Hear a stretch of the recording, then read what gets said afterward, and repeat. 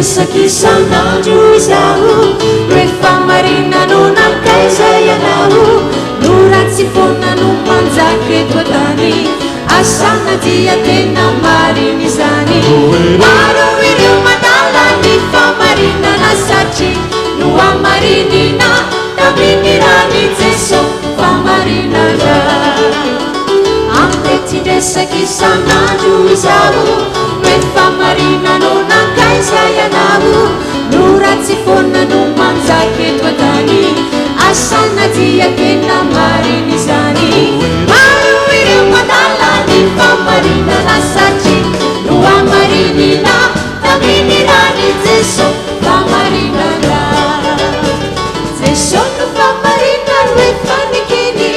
zany no tsy navaro ombieny asa miraviravy tanany anao mety zaha mariny ny tomponao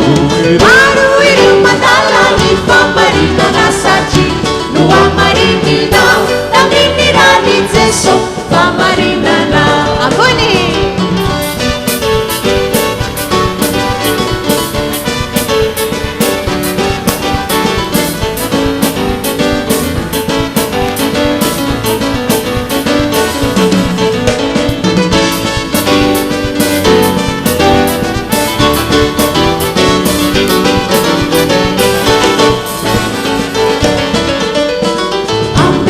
Sakisanandro izaho